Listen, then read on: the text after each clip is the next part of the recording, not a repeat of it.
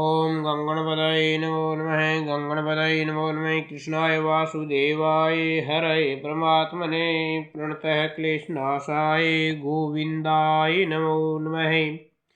नारायणं नमस्कृत्यं नरं चैव नरोत्तमं देवीं सरस्वतीं व्यासं ततो जयमुदीरये। आप सभी भगत लोग पंडित जी टोटका चैनल देख रहे हैं तो लाइक और सब्सक्राइब और शेयर कर दिया करो।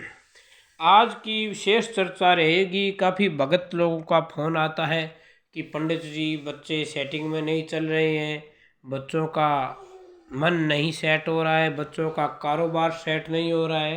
काफ़ी लोग कहते हैं पंडित जी बच्चे नशे में चले गए हैं, बच्चे नशे के आदी हो गए हैं, जुआ सट्टा खेलने लगे।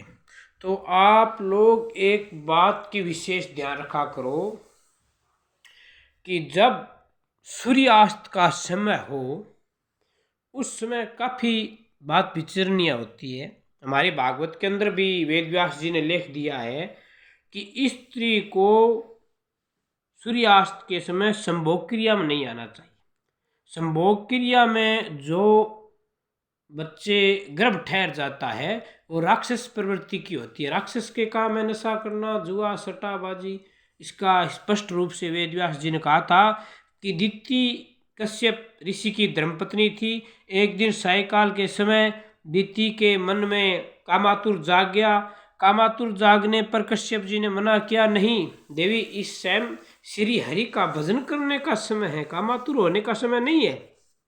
परंतु ये जो मोह है, जंजाल एक बार मन में जागृत हो गया तो दिति बस में नहीं कर पाई और वो ऋषि जी को कहने लगी, नहीं नहीं ऐसा नहीं हो सकता। फिर बार बार कहने लगे कश्यप जी कि ये ऐसा है कि सायकाल के अंदर भगवान ने कहा है कि घर के अंदर झाड़ू नहीं लगानी चाहिए सूर्यास्त के समय।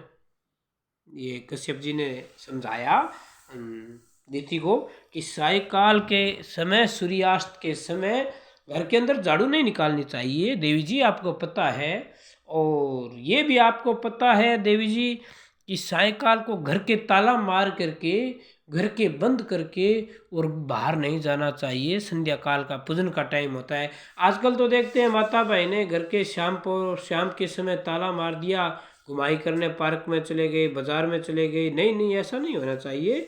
सायकाल के समय घर के अंदर पाठ पूजा, हरि कीर्तन, भजन होना चाहिए। ये भागवत काल वेद व्यास जी ने स्पष्ट कहा है। और कश्यप जी जब दिति को समझा रहे हैं तब कश्यप जी भी ये बात कह रहे हैं। भागवत के अंदर लेख आती है, कहा गया है कि ऐसा नहीं करना चाहिए और भगवान को भजना चाहिए संध्या काल के समय, सूर्यास्त के समय। नंबर 3, सूर्यास्त के समय देवी जी आपको ये भी पता है घर में दीप ध्यान किया जाता है। सूर्यास्त होते ही तारे उगने लग जाएंगे। फिर तुलसी माता की भी हम लोग पूजा नहीं कर पाएंगे क्योंकि सूर्यास्त के बाद तुलसी माता को तोड़ना नहीं चाहिए, रिलाना भी नहीं चाहिए। ये भी स्पष्ट रूप से कहा।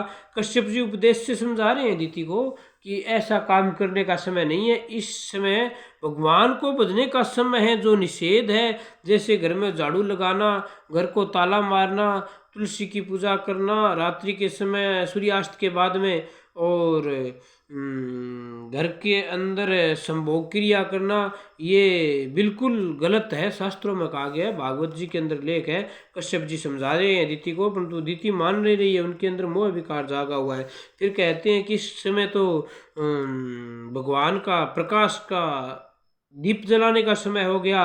और वैसे तो संत लोग हरि भजते हैं, उसमें तो दीप जगाने की जरूरत ही नहीं होती। 10वें स्कंद के अंदर, भागवत के अंदर 10वें स्कंद के अंदर गोपियों ने स्पष्ट कहा था कि हम माखन अंधेरे के अंदर रखते हैं, फिर भी उस कन्हैया के अंदर इतना तेज है कि वो आता है, प्रकाश ऑटोमेटिक हो जाता है। तो ये दीपक की जरूरत हमें है भाव जगाने के लिए। और हम हरि को स्पष्ट रूप से याद करेंगे। जब हरि हमें तेज देंगे तो प्रकाश तो ऑटोमेटिक हो जाएगा, क्योंकि एक ये सूर्य और चंद्रमा हरि के छोटे कण है। तो देखिए कितना प्रकाश है इनके अंदर। तो मेरे कहने का भाव यही है कि सूर्यास्त के समय ऐसा कौन सा कार्य मत करना जो घर नष्ट हो जाए, क्योंकि दिति ने नहीं माना था और उसका प्रमाण आपने देखा था, बार बार कश्यप जी ने मना किया था कि प्रभु का समय है, संध्या काल का समय है, जप करने का समय है, मन को वश में रखो, काम को प्रवेश नहीं होने दो, दीति रोक कर रखो मन को। कश्यप जी ने दीति को समझाने की बहुत कोशिश की और कश्यप जी एक बहुत बड़े भारी ऋषि थे जिनका सृष्टि में रचने का भाग कश्यप जी से उठता है। कश्यप जी ने बहुत ज़्यादा समझाया। फिर कश्यप जी ने कहा, देखिए देवी जी, भगवान ने कहा स्पष्ट रूप से पवित्र दिवस के अंदर भी ये कार्य नहीं करने चाहिए संभोग के। हम तो संध्या काल के समय सोच रहे हैं, जैसे कि दोनों पक्षों में दूज, पंचमी, अष्टमी, एकादशी, चौदस और पूर्णिमा और अमावस्या ये के दिन ब्रह्मचर्य रहना चाहिए, संभोग नहीं करना चाहिए। एकादशी, पूर्णिमा ये पवित्र दिन होते हैं, इनमें भी संभोग करना मनाही है। तो आप तो इस समय कह रही हो। दीति जी नहीं मानी, संभोग हो गया। संभोग होने के बाद में कश्यप और दीति के 2 पुत्र जन्मे। 2 पुत्रों के तो आप नाम जानते ही हो, हिरण्याक्ष और हिरण्यकशिपु। ये 2 जन्मे संध्या काल के समय, संभोग करने के कारण ये जन्मे थे। तो आज के दिन लगभग ऐसा ही होता है। तो ये कार्य नहीं करने चाहिए जो मैंने बताए हैं। फिर हिरण्याक्ष और हिरण्यकशिपु जन्मेंगे भाई, ये आप देख लेना। हिरण्याक्ष और हिरण्यकशिपु जन्मेंगे सूर्यास्त के समय, जो मैंने अभी बताए हैं। ये कार्य कभी नहीं करना चाहिए वरना घर नष्ट हो जाएगा।